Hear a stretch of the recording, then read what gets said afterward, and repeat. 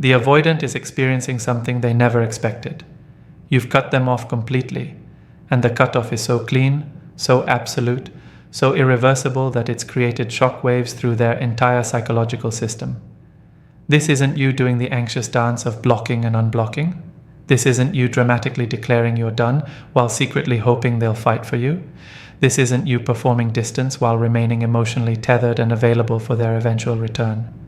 This is you executing a cutoff so ruthless, so total, so permanent, that the avoidant is confronting a reality they were completely unprepared for.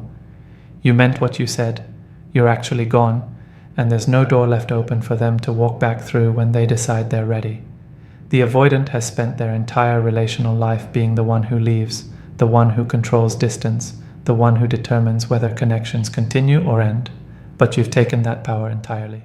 You've ended it on your terms with a finality that's undeniable, and the avoidant is shocked because they've never been on the receiving end of the kind of absolute dismissal they've delivered to others countless times throughout their life. What makes your cutoff ruthless isn't cruelty or vindictiveness. It's the completeness of it. You're not leaving emotional breadcrumbs. You're not checking in to see if they're okay. You're not responding to their attempts at contact. You're not watching their social media. You're not asking mutual friends about them. You've removed them from your life so thoroughly that it's as if the relationship never existed, as if they're just another person you used to know but have no current interest in or connection to. The ruthlessness is in the totality of the removal, the absolute nature of the boundary, the permanent quality of the ending. And this totality is what's shocking the avoidant, because it communicates something they never believed was possible. They've become irrelevant to you. They no longer have any power or presence in your life, and they never will again. The avoidance shock comes from the realization that you're more capable of detachment than they are. The avoidant has always prided themselves on being the detached one, the one who can walk away easily, the one who doesn't need anyone. But your ruthless cutoff demonstrates a level of detachment the avoidant can't match. They talked about not needing people while still keeping those people as options, still monitoring them from a distance, still maintaining threads of connection they could pull if they wanted to reconnect, but you've severed every thread. You've eliminated every option. You've made yourself completely inaccessible in ways that prove your detachment is real, while theirs was always performance. The avoidant is shocked to discover they're the more attached party, the one struggling with the cutoff, the one who can't replicate the clean severance you've executed. The role reversal is psychologically devastating, the shock of being dismissed with their own medicine. The avoidant is experiencing for the first time what they've made others experience repeatedly throughout their life: complete dismissal by someone who mattered. The avoidant has always been the dismisser. They've ended relationships coldly. They've discarded people without looking back. They've treated others as if they were replaceable and forgettable, and they've done all of this without experiencing much consequence, because the people they dismissed usually stayed emotionally available, usually hoped for reconciliation, usually left doors open that the avoidant could walk back through if they chose. But you're not leaving any doors open. You're dismissing them as completely and coldly as they've dismissed others, and the experience of being on the receiving end is shocking them into awareness of what they've been inflicting on people for years. The shock includes recognition that dismissal hurts when you're the one being dismissed. The avoidant intellectually understood their behavior hurt others, but intellectual understanding and embodied experience are completely different. Now that they're the ones being dismissed, now that they're the ones cut off, now that they're the ones unable to reach someone who used to be accessible, they're finally feeling what their dismissals have made others feel. The hurt is acute. The confusion is real. The desire to understand what happened is consuming. The avoidant is getting an education in empathy through direct experience of the pain they've been causing, and the education is uncomfortable enough that many avoidants will immediately defend against it rather than learning from it. The avoidant is also shocked because they assumed they could always come back. Throughout their life, the avoidant has operated from assumption that people they discard remain available as options. They've left relationships and returned to find the person still interested, still willing to try again, still holding space for them. This pattern has reinforced the avoidant's belief that they can leave and return at will, that their dismissals are never permanent, that people will always take them back. But your ruthless cutoff has destroyed this assumption completely. You're not available as option. You're not holding space for their return. You've permanently foreclosed the possibility of reconciliation. The shock of discovering that some dismissals are genuinely final, that some people won't take them back regardless of when or how they try to return, is forcing the avoidant to confront that their behavior has real consequences they can't control or undo. The shock also includes the avoidant recognizing that you're stronger than they gave you credit for. The avoidant probably categorized you as someone too attached to walk away permanently, too caring to maintain boundaries this rigid, too hopeful to give up on them completely. They underestimated you. They thought your attachment to them would make you weak, would keep you available, would prevent you from executing this level of cutoff. But you've proven them wrong. Your attachment didn't make you weak. Your capacity to love deeply didn't prevent you from choosing yourself decisively.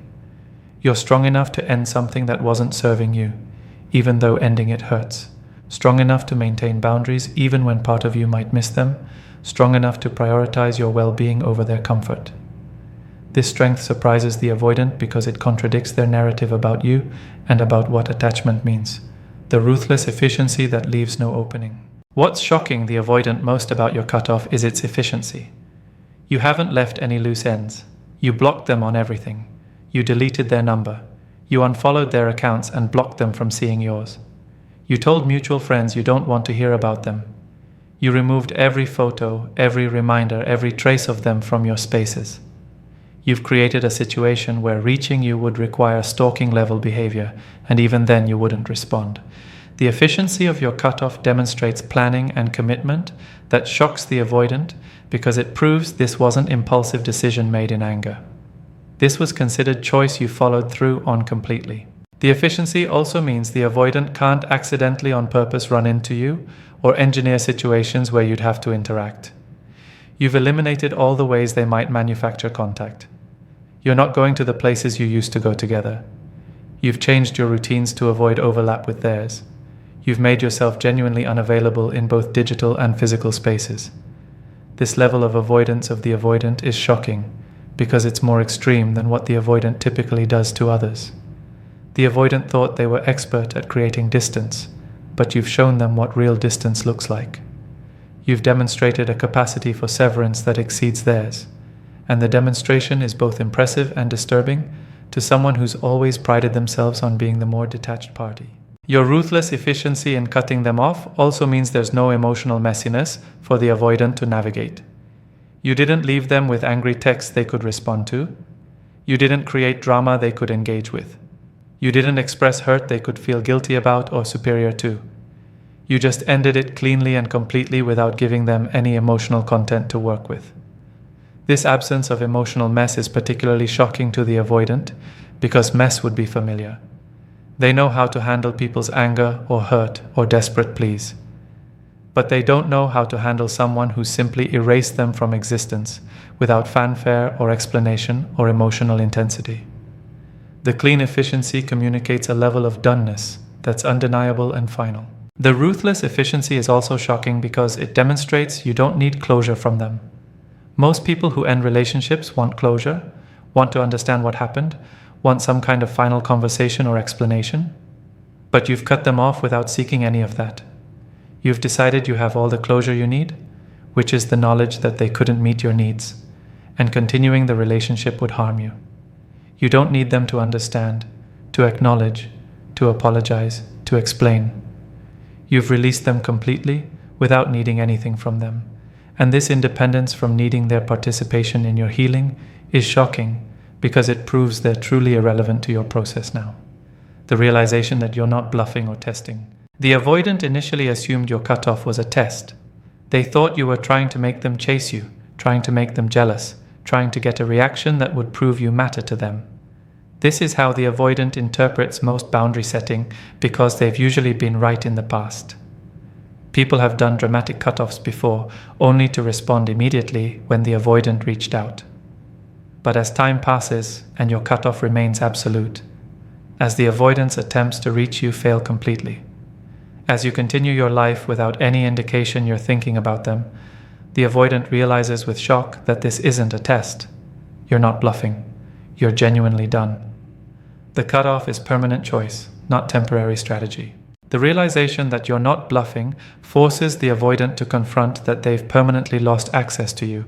This is different from them choosing to leave, which maintains their sense of control and keeps the option of return available in their minds. But you've removed their control entirely. They can't choose to come back because there's nowhere to come back to. You've closed every door, locked every entrance, eliminated every pathway back into your life.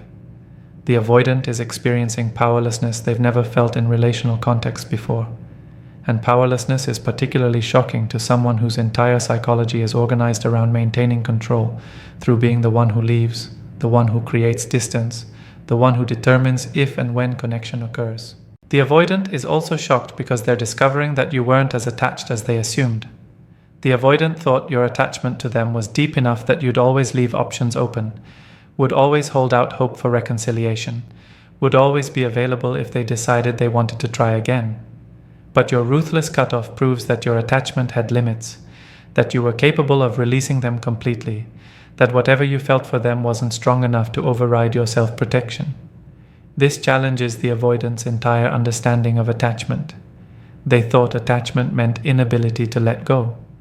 But you're demonstrating that healthy attachment includes capacity to release what isn't serving you, even when release is painful. The shock of discovering you're not bluffing also includes the avoidant recognizing they miscalculated their importance to you. The avoidant operated from assumption that they were central to your life, that you were organizing your decisions around them, that your emotional state depended significantly on them. But your cutoff proves they weren't as central as they assumed. You've reorganized your life without them, and you're functioning fine. You're not falling apart without their presence. You're not desperate for their return. You've moved them from central to irrelevant in your life. And the speed and completeness of that movement is shocking, because it contradicts everything the avoidant believed about their importance to you, the panic that emerges from absolute foreclosure. As the shock begins to settle, as the avoidant fully comprehends that your cutoff is permanent, panic sets in. This panic is unfamiliar territory for someone who's usually comfortable with relationship endings because they're the one controlling the ending. But they didn't control this ending. You controlled it. You ended it so completely that the avoidant is experiencing something they rarely feel: genuine panic about permanent loss. The panic includes desperate desire to fix what's broken, to explain themselves, to get one more chance, to prove they can be different. But all of these panic-driven impulses have nowhere to go because you're completely unreachable. The panic manifests as the avoidant trying various strategies to break through your cutoff. They might try contacting you from different numbers or accounts. They might send messages through mutual friends. They might show up places they know you'll be. They might send letters or emails that you'll see even if you've blocked other forms of contact. These attempts are the avoidant's panic response to the foreclosure you've created. They're desperate to restore some form of access, some thread of connection, some possibility of communication. But if your cutoff is truly ruthless, all these attempts fail.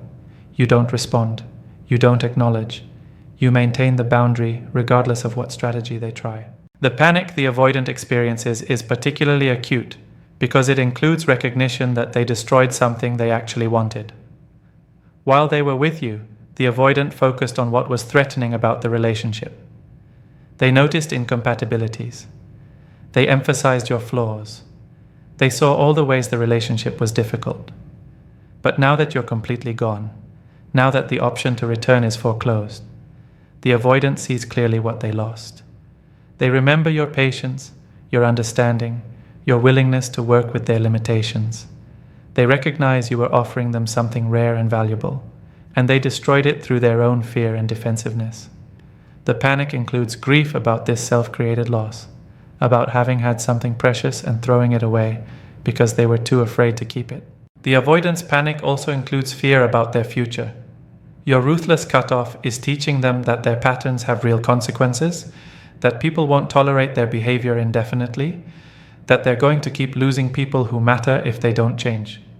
This lesson is panic-inducing because it suggests the avoidant is on a trajectory toward permanent loneliness, toward a life of accumulating losses and regrets, toward old age alone because they couldn't overcome their fear enough to maintain connection with anyone. The panic about future based on current patterns is what might finally drive some avoidants toward therapy and real change, though many will defend against the panic rather than learning from it. The comparing and contrasting with their own dismissals. The avoidant is being forced to compare your ruthless cutoff with their own patterns of dismissing people, and the comparison is revealing uncomfortable truths. When the avoidant dismisses people, they often maintain threads of connection. They keep the person on social media to monitor them. They stay friendly with mutual friends to hear about them. They maintain the option to reach out if they change their minds. Their dismissals are incomplete, leaving possibilities open. But your dismissal of them is complete. You've severed every connection, eliminated every possibility, closed every door. The avoidant is recognizing that their dismissals were actually hedged bets, not clean endings. They kept options open because they were never fully committed to the dismissal. But you're fully committed to dismissing them, and the commitment is shocking. The comparison also reveals that the avoidance dismissals were about control, while yours is about self-protection. The avoidant dismisses people to maintain power, to prevent vulnerability, to avoid the discomfort of intimacy. Their dismissals serve the purpose of keeping them comfortable and in control. But your dismissal of them isn't about power or control. It's about protecting yourself from someone who couldn't meet your needs, from a dynamic that was harming you, from continued pain that's serving no purpose. Your dismissal is healthy boundary, while theirs have been defensive maneuvers. Understanding this difference is uncomfortable for the avoidant because it highlights that their behavior has been about their limitations, while yours is about your strength. The avoidant is also recognizing that when they dismissed people in the past, those people suffered in ways the avoidant minimized or ignored. The avoidant told themselves the people they dismissed would be fine, that the dismissals didn't matter that much, that people moved on easily. But now that they're the one being dismissed, now that they're experiencing the pain of being cut off, they understand viscerally that dismissals hurt. The people they dismissed weren't fine. The endings mattered enormously. Moving on was a painful process, not easy transition. The avoidant is finally developing empathy for the pain they've caused by experiencing that pain themselves, and the empathy is disturbing because it requires them to acknowledge the wake of hurt they've left behind them throughout their relational life. The comparison is also forcing the avoidant to see that your cutoff is consequence of their behavior. They can't blame you for being too sensitive or too demanding. They can't frame your cutoff as you being immature or playing games. Your cutoff is reasonable response to their unreasonable treatment of you. You gave them chances. You communicated your needs. You were patient with their limitations. And when nothing changed, when they continued treating you poorly despite your communication, you protected yourself by cutting them off. The avoidant is having to sit with the reality that they earned this cutoff through their own actions. And accepting responsibility is shocking for someone who's usually defended against acknowledging their role in relationship failures. The permanent scar your cutoff creates. Your ruthless cutoff is creating a permanent scar on the avoidant's psychology. This won't be an ending they forget. This won't be a person they easily dismiss from memory. You're going to be the one that got away, the person who showed them what consequences feel like, the relationship that taught them their patterns cost them something precious. The scar is the avoidant's permanent awareness that they lost you, that your loss was their fault, that the cutoff was warranted and final, and scars don't heal in ways that erase them. They remain as permanent markers of damage that occurred, permanent reminders of lessons learned the hard way. The scar includes the avoidant comparing every future person to you. You're going to be the standard they measure others against, and everyone is going to fall short. The next person won't be as patient as you were. They won't understand the avoidant as deeply. They won't accept the avoidant's limitations as gracefully. Every comparison will highlight what the avoidant lost when they lost you. And the ongoing awareness of that loss is part of the permanent price they pay for their patterns. You're going to haunt their future relationships, not because you're trying to, but because the avoidant made you significant through losing you. And significance doesn't disappear just because the person is gone. The scar is also the avoidant's recognition that they had their chance with you and they destroyed it. Unlike situations where circumstances or timing or external factors ended relationships, this ending was entirely about the avoidant's limitations. They had everything they needed to make it work: a willing partner, sufficient attraction, real connection, patience with their patterns. but they couldn't overcome their fear enough to keep you. This knowledge that they failed, not because of bad luck or incompatibility, but because of their own psychological limitations, is scar they'll carry. It's awareness they'll return to in quiet moments, permanent source of regret about what they could have had if they'd been different. The permanent scar also includes the avoidant understanding that your cutoff changed them whether they wanted to be changed or not. Before your cutoff, the avoidant could maintain comfortable illusions about their patterns. They could tell themselves people stay available, that dismissals don't matter that much, that they can always come back if they want to. But your cutoff shattered all these illusions. The avoidant now knows that some people won't stay available, that some dismissals are permanent, that some doors close and never reopen. This knowledge changes how they approach future relationships. They might be slightly less cavalier about dismissing people. They might recognize more quickly when they're about to lose someone who matters. They might feel more anxiety about repeating patterns that cost them you. The scar is permanent change in their psychology, even if it's not change significant enough to heal their attachment wounds. What your ruthless cutoff teaches them about consequences. Your cutoff is teaching the avoidant something they've avoided learning their entire life. Behavior has consequences. The avoidant has typically avoided consequences through the people they dismiss staying available, through relationships not fully ending even when the avoidant wants out, through others doing the work of maintaining connection the avoidant withdraws from. But you've imposed consequences the avoidant can't avoid. You've shown them that treating people poorly eventually leads to permanent loss. You've demonstrated that patience has limits. You've taught them that their patterns cost them things they care about. And this education in consequences is shocking because it's been so long avoided. The consequences you've imposed include the avoidant losing access to someone who understood them. You saw beneath their defenses. You recognized their patterns as fear rather than character defects. You created safety they rarely experience with anyone. And now all of that understanding, that safety, that unique connection is gone because they couldn't appreciate it while they had it. The avoidant is learning that understanding is rare, that safety is precious, that people who see beneath defenses without rejecting what they see are not easily replaced. The consequence of losing you is the consequence of losing something irreplaceable. Your cutoff is also teaching the avoidant that their timeline doesn't matter. The avoidant thought they could work through their issues at their own pace, that you'd wait indefinitely while they figured out if they could be brave enough for relationship. But you had your own timeline, your own limits, your own breaking point. You weren't willing to wait forever for someone to decide if you were worth showing up for. The avoidant is learning that other people's timelines matter, that patience doesn't last indefinitely, that taking someone for granted while you slowly decide if you want them means you'll lose them before you finish deciding.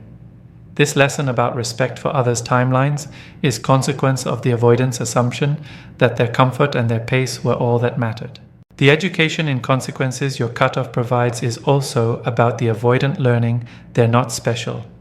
The avoidant has operated from assumption that they're exceptional, that their independence makes them more valuable, that their unavailability makes them more attractive. But your cutoff proves that being difficult and unavailable doesn't make you valuable. It makes you single. It makes you alone. It makes you the person people cut off to protect themselves. The avoidant is learning that their defenses aren't attractive personality traits. They're limitations that drive people away, and those limitations have cost them someone who actually mattered. This lesson in not being special, in being just another person with flaws that need addressing, is humbling and necessary.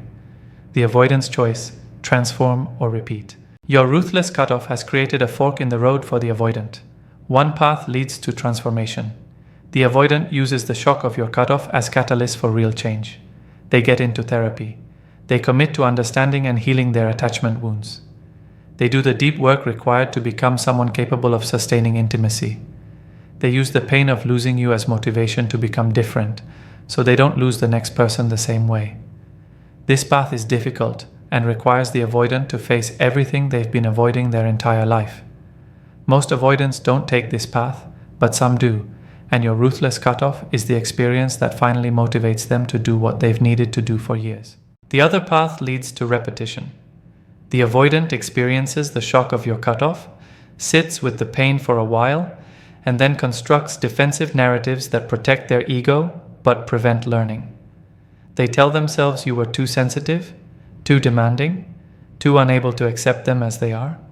They decide the cutoff proves people can't be trusted, that relationships aren't worth the vulnerability, that they're better off alone.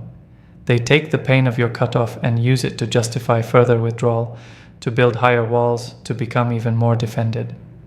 They repeat their patterns with the next person, lose that person too, and accumulate more regrets without ever doing the work to break the cycle. This path is easier in the short term but devastating in the long term, leading to a life of increasing loneliness and accumulating losses. Which path the avoidant takes is entirely up to them and completely out of your control. Your job was protecting yourself through ruthless cutoff. Their job is deciding what to do with the consequence you've imposed. Some avoidance will transform, most will repeat. But either way, you've done what you needed to do. You've removed yourself from a dynamic that was harmful to you. You've demonstrated self-respect through your actions. You've shown the avoidant what consequences look like, and you've freed yourself to build a life with someone who can actually show up for you without needing to lose you first to recognize your value.